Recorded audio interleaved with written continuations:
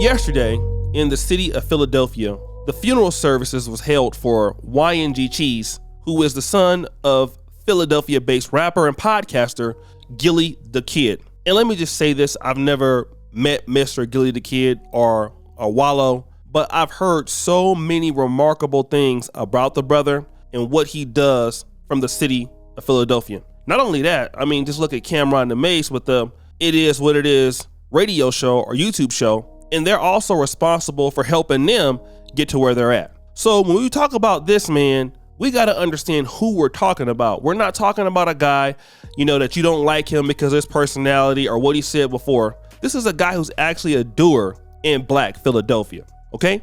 Now, with that being said, somebody's always gonna hate on you, okay? And one of the brothers that had a lot to say about Gillie Da Kid's son being killed was, of course, Hassan Campbell. Now, what I'd like to do is play just a small clip of what he had to say, and then I'm gonna come back. Now, first and foremost, right, I just got one question for Gillie and Wallow, right? How you get $100 million and your kid is still in the hood? Heal up, wheel up, bring it back, come rewind. Hold up.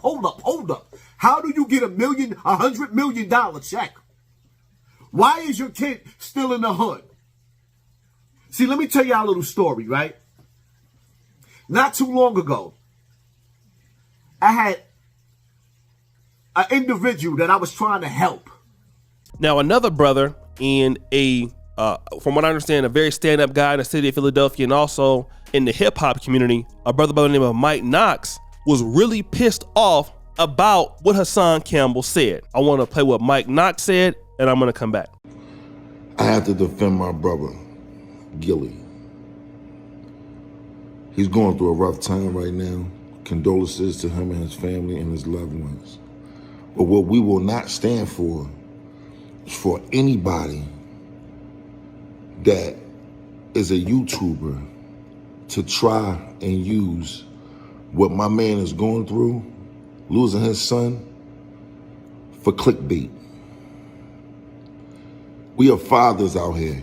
We real men out here. No man on this earth should take the opportunity to disrespect another man when he's going through something like this. You're not a man, you're a coward.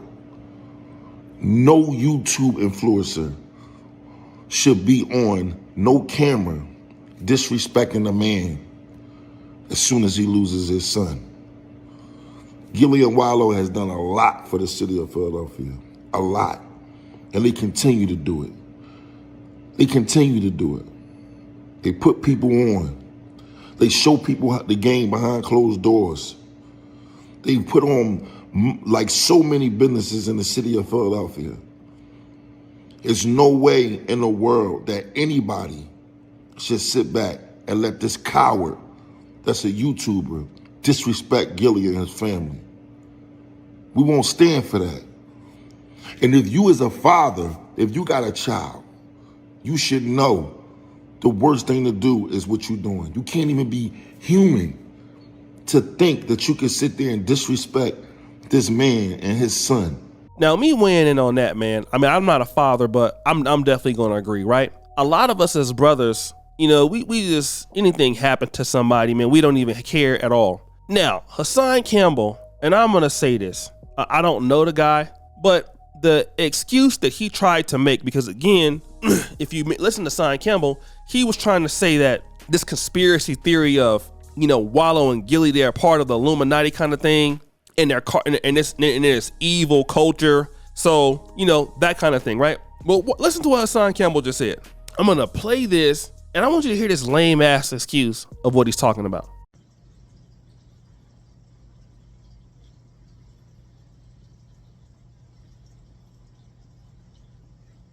Shall we begin?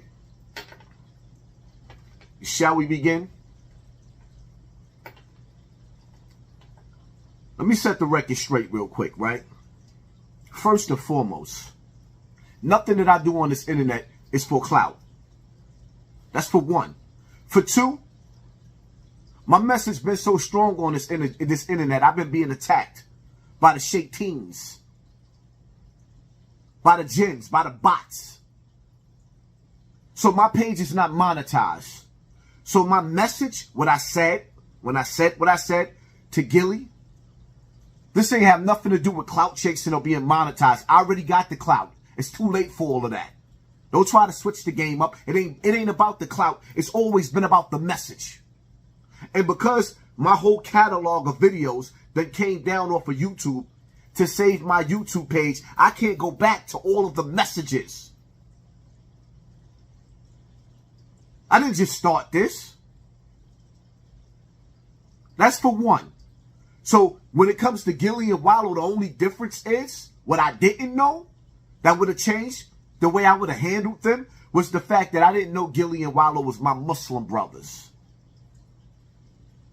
I didn't know YNG Cheese was Muslim.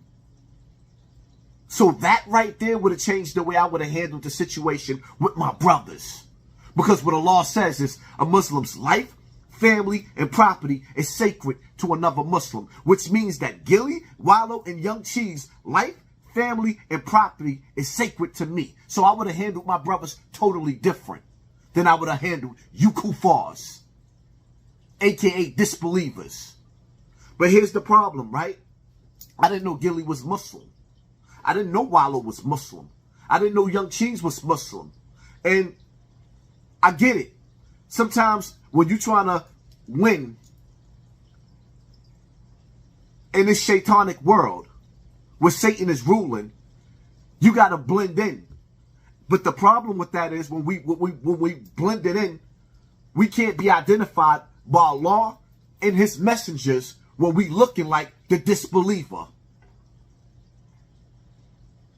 Or maybe I should speak this in English so y'all can understand.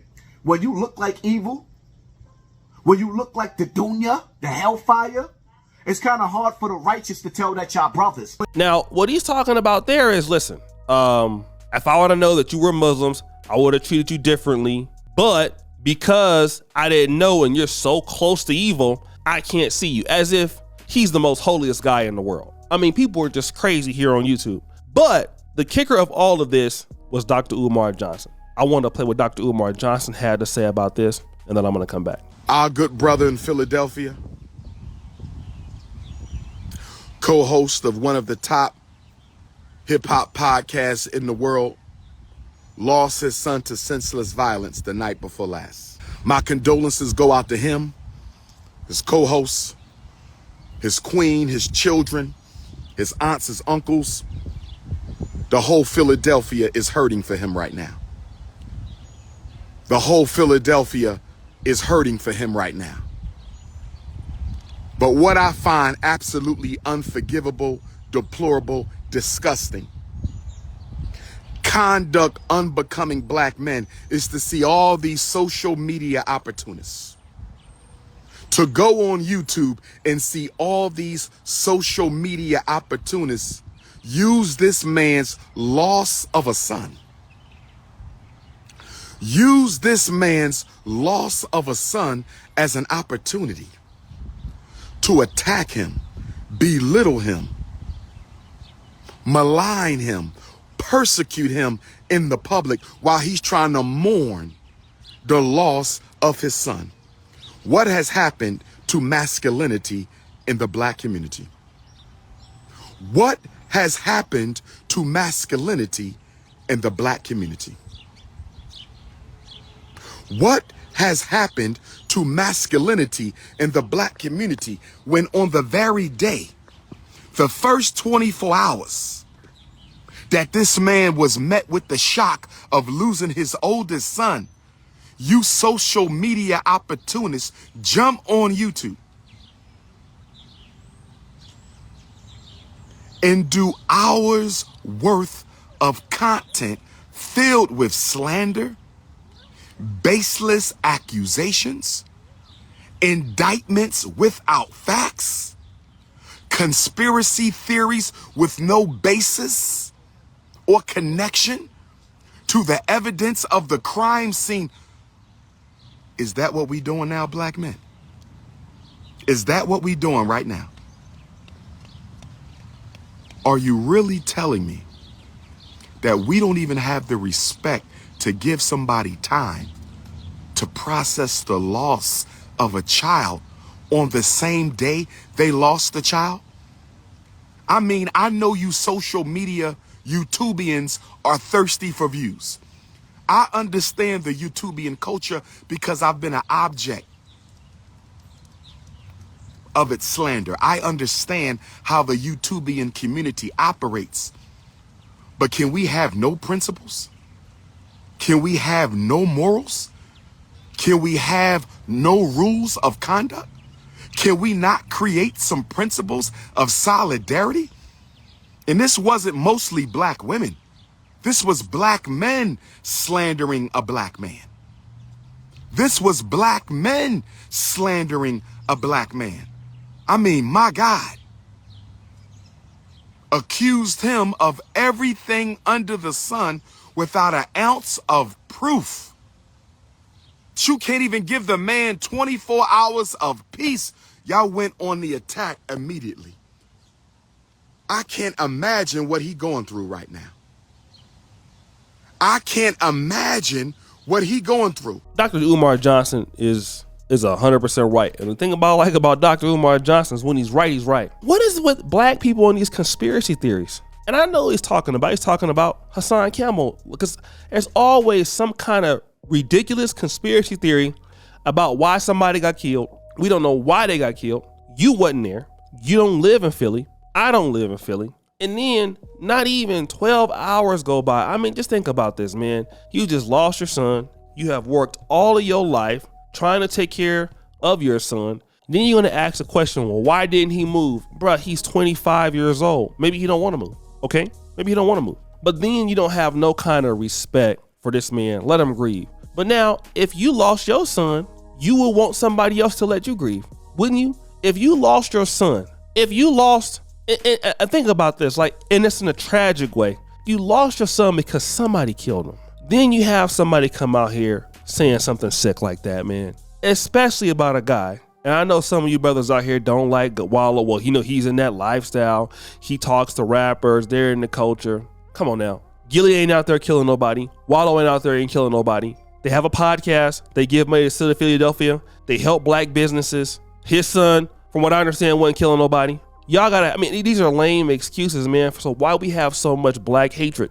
Losing a son for a father, man, got to be terrible, man. I lost, Kim the comic, and I looked at him in that way as a guy, I was helping come up and things like that. And then this is somebody that's not even my biological son. But just think about somebody you didn't raise, you didn't been there the first words, and then some idiot come and take them, man. We got to have more compassion for this black men.